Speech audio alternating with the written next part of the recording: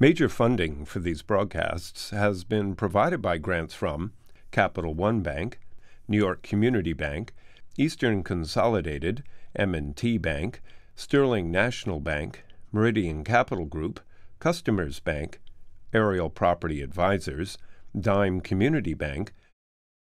Additional funding has been provided by AmTrust Title Insurance Company, AVR Realty Company, Bank of America, Merrill Lynch, Briarwood Organization, CBRE, Chase Commercial Term Lending, Chase Mortgage Lending, JP Morgan Chase, Citizens Bank, Colliers International NYC, Collins Building Services, CPEX Real Estate Services, Douglaston Development, Levine Builders, Flushing Bank, Friedman LLP, Handler Real Estate Organization, Handro Properties, Hodges Ward Elliott, Inc., Investors Bank, James D. Kuhn Real Estate Center at Syracuse University, Kilroy Architectural Windows, Madison Realty Capital, Matone Group, Mercantile Bank, New Banks, Newmark Knight Frank, Optimum Window Manufacturing Corp.,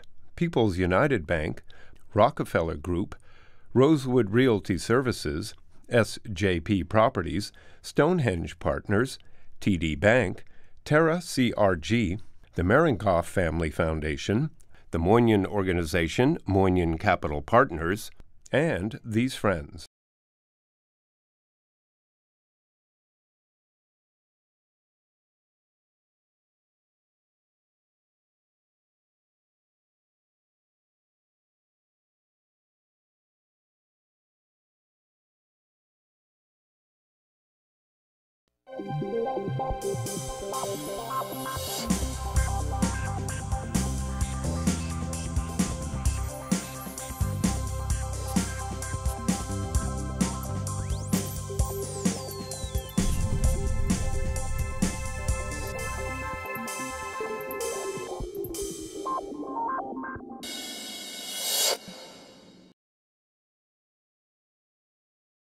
It's Times Square. Thousands of people come to Times Square. Not only people from around the world, but people from New York City. They want to go see the attractions. They want to eat in Times Square. They want to be in Times Square. So today I've assembled these three individuals to talk about what's really happening today in Times Square. My guests include Ben Grossman, who is the Chief Strategic Officer at Fireman Hospitality, whose operations in Times Square include Bond 45 and Brooklyn Diner. Alexander Fezia, who is the co-founder and managing partner of SPE, aka National Geographic Encounter.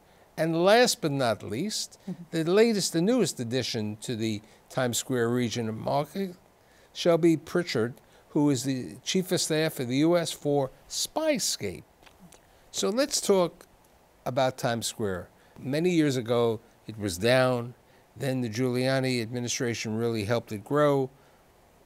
And I'd say in the last couple of months or the last couple of years, there's been a resurrection. I mean, Fireman Hospitality has been in Times Square for a number of years, but you recently reopened the Brooklyn Diner in Bond 45. How is that doing? We're doing incredibly well. We already do. We opened in September. We already routinely do over 1,000 covers a day. And basically, based on domestic and international visitors, people coming to a show on Broadway, or just people working in the offices nearby, there's just an incredible density of traffic and energy. Would you say you have a different customer going to the Bond 45 as opposed to the Brooklyn Diner? They're similar. I mean, they're both looking for an authentic New York experience. I mean, one's looking for a more casual diner experience, but they're not that different. Talk to me about National Geographic. I mean, the two of you are new kids on the block, as they would say. You opened up in September. You opened up just a couple of weeks ago. So tell me about what National Geographic Encounter is and a little bit about what's happening. You're in the former New York Times building. Yes, we're at 226 West 44th Street, right across from Schubert Alley. So this is the first time in the history of the brand, in over 130 years, that they have decided to take their brand into experiential attractions and location-based entertainment. And, when we were looking at where we would develop this concept of allowing folks to experience going underwater through an ocean odyssey using new technologies and no live animals, the only place that we considered was Times Square. Number one, for the level of tourists that are there every single day, but also for the fact that it's entertainment driven. And this was an opportunity for National Geographic to sort of put their stamp on what they call entertainment with purpose. So explain what the encounter is. So the encounter is a timed experience for guests. You go in groups of 25 and you actually take a scientifically accurate journey across the Pacific Ocean, and we use new technology that's never been before displayed under one roof, where people actually feel like they're coming up close with marine life and everything from a 50-foot humpback whale to dolphins, and we use interactive technologies where you can actually play with sea lions. You don't have fish, you don't have whales. No, everything was created by CGI and photoreal, so we brought in an Academy Award-winning team of visual effects artists to recreate this underwater world. And part of the experience is ocean conservation, so as they go through this incredible experience and encounter these amazing species, at the end they can learn about conservation and what they can do to give back to the planet. Now, how difficult was it to build this exhibition? It was definitely challenging from a pre-production standpoint. We're using photoreal animation and up to 8K resolution at 60 frames per second. So we were creating original content. In our final scene, we have 24 projectors projecting into a 40-foot dome. It's a 3D experience that lasts 4 minutes just in the final scene. And to render one frame of that animation took 23 hours. Now, I have a question. Do you foresee a change in the exhibition later during the period of cycles over there, you know? Yeah, well, that was part of the business model. So after about 2 to 3 years, we take a look at where we are in the life cycle of guests visiting. And if we feel that the opportunity is there for us, we can change the experience because it's all technology. So we can create an African night safari, we can create Space Voyage, and we can then take that and rotate it around. Shelby, you came from the 9/11 Museum. Mm-hmm. Yep. So you've left downtown and you've gone to the outskirts. You're not in the bow tie at Times Square, but you're in the Times Square district. So let's talk about what SPYSCAPE is. Yeah, so SPYSCAPE is 55th and 8th. We opened just a couple of weeks ago, and it's really something totally new. It's both a contemporary museum that features, real spy stories, artifacts, and characters. We have things on display ranging from, original German Enigma machines used in World War II to the telepresence robots that Edward Snowden uses to go places outside of Russia. So, it has those kind of traditional museum experiences, but it's also an interactive experience on top of that, where you can try your hand at real spy challenges. So things like laser tunnels and interrogation booths. And then ultimately, it's kind of this personal journey for you to discover your own inner spy. We developed a profiling system where we take the data from both your spy challenges as well as from risk tolerance tests, personality tests, IQ tests. So if I come in, you're going to figure out about my prior experience in the U.S. Army Reserve, that I could qualify as a spy? We'll figure out what you're good at, what you like, and then we'll tell you what kind of a spy you'd be. So, how long is your experience? Because we were talking, Alexander was saying it's groups of 20.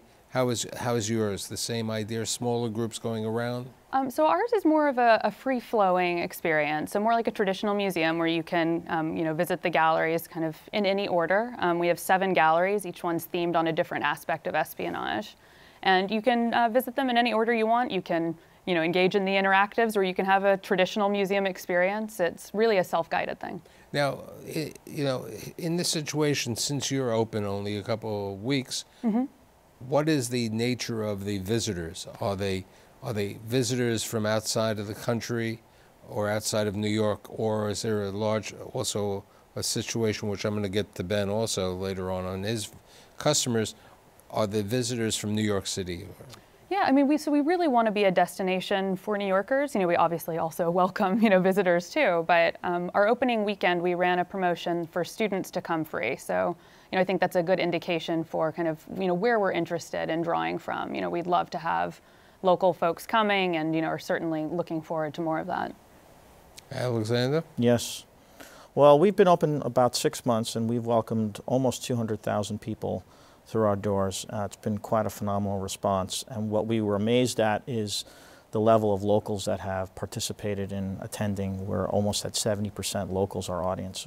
We invested very heavily in a sales and marketing initiative for tourists, and it takes a long time to build that up. So we're expecting this spring and summer to see the results of that and the tourists starting to come through the doors. But it's important to create that local base, I think, for any attraction and even for restaurants. The same, if you don't have the locals supporting you on the foundation, you don't have anything to build on. Now, as I alluded at the beginning of the broadcast, Times Square has been changing, okay? You know, in your building, you had Guy Fieri over there, which closed, okay? And, you know, there was mixed emotion about that. I mean, the He quality... didn't help himself with the New York Times. No, he didn't help himself in the New York Times. He also didn't have the quality of food that Fireman Hospitality has, okay? You know, people go to Fireman Hospitality restaurants, which are a number of them, besides, as Shelley would say, they were my other children. Don't knock my other locations, you know, Red Eye Grill, you know... Cafe Fiorello, Trattoria dell'Arte. Okay, you know, if you don't say it, at one time they had others, okay? But the point is, the customers to Fireman Hospitality are two types, I would say. There are the locals from New York City or the community who want to go there because they know about the quality of the food of Fireman Hospitality. And then there are the visitors over there. So my question is, how do you promote yourself today to get new visitors, both local visitors, all three of you, and visitors from around the world? I think one of the main channels that we probably all work with is NYC & Co. I think that's a very strategic partner that's critical to bringing in a domestic audience that's outside the New York region as well as an international audience. I mean, they have offices around the world, and their job is really to promote new offerings, whether it be in food or attractions, to guests that want to come to the city. So I think first and foremost, working with NYC & Company is critical. Yeah, they really are a tremendous partner. Yeah. What else? I mean, it runs the gamut from classic PR to social media, and we're active in all these ways to promote ourselves to different constituents. You know, you bring up social media. How important would you say is social media to your product? Okay, Instagram, Facebook, you know, Snap. Well, to give you an example, when we first opened, on the first day of previews, we said no photography, no video. And then we noticed everybody was taking their phones out because they wanted to film the sea lions and the giant humpback whale. And so on the second day, we said you can have photography and video all you like. And we watched that perpetuate across social media as people were posting in real time. And we actually have a social media wall in real time in our attraction where people can actually post in real time, and they can see it come up on the wall, and it's on their phones, and it's going out. And that's increased our ocean pledges and our conservation messaging. We've had over 25,000 ocean pledges. Explain the ocean pledges, because I think, you know, that's giving back to the community. I think that's an important play. Well, it's an opportunity for guests. There's a kiosk, and there's a number of conservation messaging. You can pledge to stop using plastic straws or plastic bags, cleaning up your beach, and really it's as simple as you pick a pledge, you take that pledge, and then we snap a picture of you right on the site, and then you can send it out to social media. And so just by doing that, you're making a statement to your friends and to audiences around the world through National Geographic that you believe that you should protect the planet. Ben? For us, it's just a great way to be close to our consumer, see what we're doing that they're excited about, and see what they're posting to their friends. It's just a great way for us to connect to them. Shelby? Similar? Yeah. I mean, I think for us, you know, I mean, as an interactive museum, you know, this kind of participatory element is really important. So, you know, we've already seen people really engaging on social with a lot of, you know, kind of the more visual elements of our space. Like, you know, we have people posting so many photographs of going through our laser tunnels, which are obviously so visual. We also have a really cool display of anonymous masks that are signed by actual anonymous hackers. And people are loving being able to take photographs in front of that giant display. Now, as I was saying before, you know, recently we have the NFL experience, which opened up. You have the new Hershey store, the large Hershey store. You have some other properties opening up in the Edition Hotel. And as we said before, in your building, there are a number of other exhibitions. The Grand Ole Opry is opening up. I'm not sure. I was reading, I think Margaritaville might be opening up this new Hard Rock Hotel. So I think all of this produces venues to produce people. Do you have any joint venture programs where somebody, when you're a visitor to New York, can you be part of a program where they can go to you, where they can buy a package, as they would say, a package attraction? Well, we're a part of all of those sightseeing passes, New York Pass, all of the travel packages. We're definitely a part of that, as I'm sure you are as well. I think that's really important. And I think you also need to create partnerships with local folks as well. I mean, we have a partnership with hospitality, Fireman Hospitality.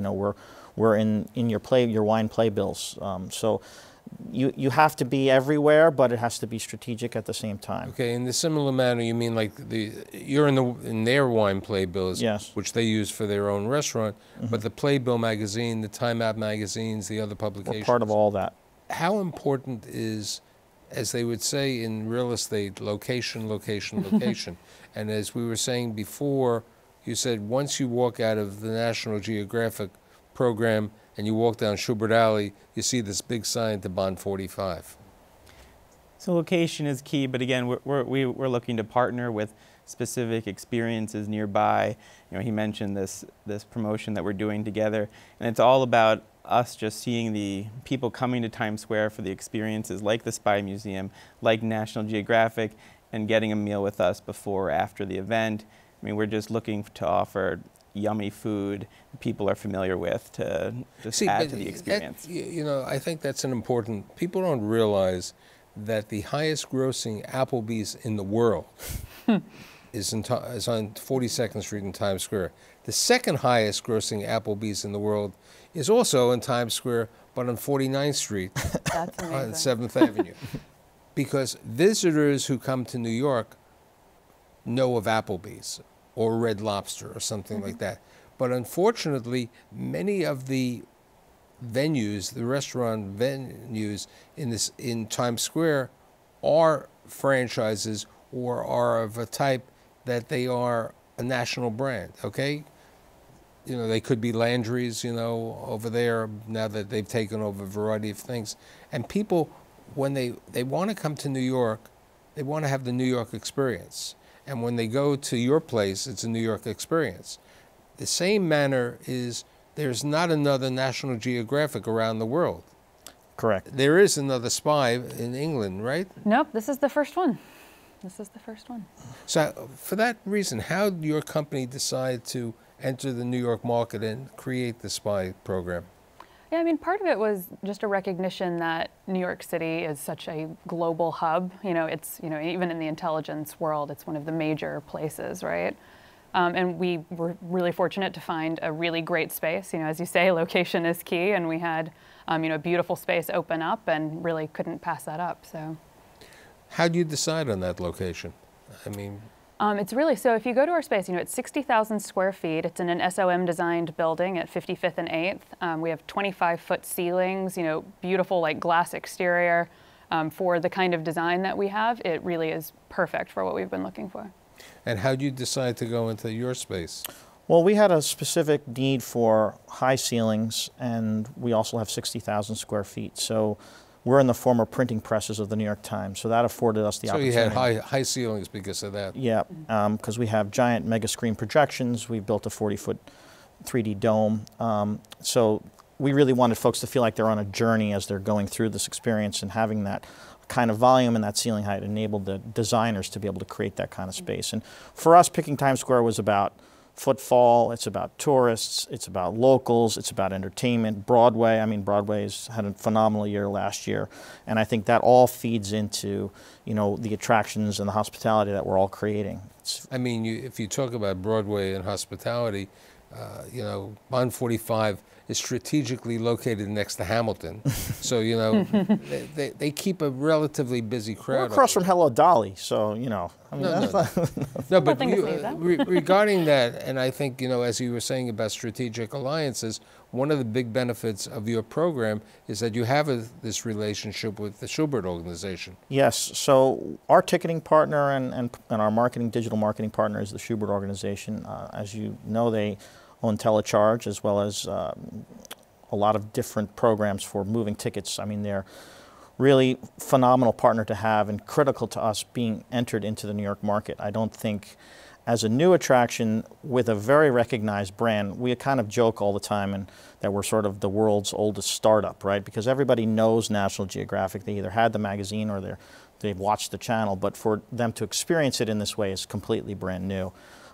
So to be able to tap into those platforms of being able to bring guests into the experience and knowing how to move tickets in big groups is very, very critical. So that's part of the relationship that we have with Schubert. Now, with regard to Times Square, since Fireman Hospitality has been in business close to 40 years or 45 years, do you see any new opportunities in the Times Square? We do. We're very excited about the Times Square area. We're actively talking to landlords about potential new deals, and so we are very optimistic. So how do you find your newest location? I mean, because Bond 45 used to be... Tell the origins of Bond 45. I know them, but my audience... Bond 45 was on 45th Street. It was in the Bond clothing store, and that's kind of how we got the name and where it started. Oh, cool. Right next to the large Toys R Us, and then Toys R Us was vacating, and the landlord said vacate also. So how do you end up on 46th Street? Our lease was up. We ended up looking for a larger venue. We wanted to stay on Broadway, relatively close, but of course, being across from Hamilton really appealed to us, and it's a bigger space. I think a common theme for all of us is that landlords, especially in New York, you know, they want a new kind of retail experience, what they call a retail experience, because they're suffering from traditional retail being hurt by e-commerce. So they're actively looking for location-based entertainment, new kinds of hospitality on the food side, you know, to bring in as tenants. Right, but I think, you know, you bring up the idea of new types of venues. I think people, you know, there's a question of staleness. I mean, there's nothing wrong with Madame Tussauds, but it's been there for 21 years. You know, the NFL experience is a new thing, and the irony is in Times Square, they originally, when the Durst building opened up, the Condé Nast building at 42nd Street, they had an ESPN zone. It did well at the beginning, and then it failed over there. You got to keep things popular, and you have to make the area enjoyable and different types of venues. You know, it's a question of, you know, maybe the Edward Snowden, the James Bond, or something else really had an effect on why the spy concept is an important idea today. It may have seen the right thing. The same idea that you were saying in the green room with regard to the fact that SeaWorld is having negative connotations, and because you don't have actual, you're not endangering this species of right. We're proving that you can have an entertainment concept around oceans and aquariums without putting fish in captivity, and you can have an actual better experience. If you go to an aquarium, the fish and the shark might show up and he might swim by, but because we're able to program it through the technology, specific things at specific moments happen where you get to experience these amazing creatures in the sea life. Right, and like 2 blocks away from you, eventually, I think it's going to be a year from now, a very large Spanish company is opening up the Lions Gate facility at 11 Times Square in the SJP. Right, I think this all proves the point that this is really the direction that the world wants to experience brands. They want to experience hospitality, leisure, entertainment, but I think they also want to have a little bit of culture attached to what they're looking at, and I think that's what we represent too. I mean, there's this she's talking about harkening back to the history of spies. We talk about the history of the oceans and conservation and the brand itself, National Geographic, being 130 years old, you know, and what it's brought to, you know, now, society. Since National Geographic, I believe, is owned by the Discovery Network? No, they're owned by Fox. So National Geographic Society is a non-for-profit, and then they spun off their media and all their entertainment assets to National Geographic Partners, which was then acquired by Fox. So Fox is a 70% owner in Nat Geo Partners, and the non-for-profit society owns the other 30%. A portion of every one of our tickets goes towards funding the non-for-profit society initiatives around the world. Okay. Question, how important would it be, in your own mind, if you had the capability of having billboard space to promote your venues? So we are actually running a couple of billboards. We have one when you come out of the Holland Tunnel, a large one that you can see from the High Line. And then we also have one of the big triptychs down on East Houston. So I think, from kind of, especially for us as a new brand, really getting kind of that brand name out there and starting to seed stuff with New Yorkers is important. So. And what about you? When we launched, we did a big out-of-home campaign. We were in subways. We were in Times Square subway station. We did billboards. We're on taxi tops. So I don't think that you can launch any kind of new venture like this without doing social media, digital marketing, but also sticking to traditional marketing as well. Mm-hmm. Signage is incredibly important for restaurants. I don't think anyone since McDonald's created the Golden Arches would say that signage is not key and instrumental in a success of a restaurant. And what about the fact that you're a little bit outside of Times Square? Do you think that's a hindrance, or perhaps, a different, it might also enhance your marketing? Yeah, no, I think, for us, we love the location because it's accessible to Times Square, but also to Columbus Circle. And, we're also just a couple blocks away from MoMA, so in this kind of cultural area that, we really think there's a lot of visitors that we can draw our way. I mean, each one of your locations, and you have 2 locations over there, have the convenience of the Port Authority, and you're not far from, Penn Station and also Grand Central. You're not that far from the Hudson Yards of the major development over here, which is another venue. And how do you compare the Times Square world to Lower Manhattan? Yeah, it's interesting. So, I was part of the team that opened the 9/11 Museum, and at that time there was, such this movement to Lower Manhattan, a lot of new things opening up. And I think it's really exciting that, you're seeing a lot of activity in life now in the Times Square area, and seeing, I think it's great for all of us that there's kind of more energy, more excitement, more things, more opportunity for people to come and experience, all of these different things we have to offer. Right, and as I said at the beginning of the show, I mean, there's been a revival, a resurgence of what's happening in Times Square. I think the combination of the Broadway doing the record number of people from around the world want to go to Broadway. And as one of the producers said on my show a number of years ago, even though Broadway is expensive, when they're taking a vacation, they're allocating money for a variety of things. They're allocating money for Broadway, they're allocating money for venues like yours, and they're allocating money to hospitality. So I'd say Times Square, there is a resurgence, and I'm happy that there are new developments taking place. Yeah. I'd like to thank all of you, Ben, Alexander, and Shelby, and I'll see you next week.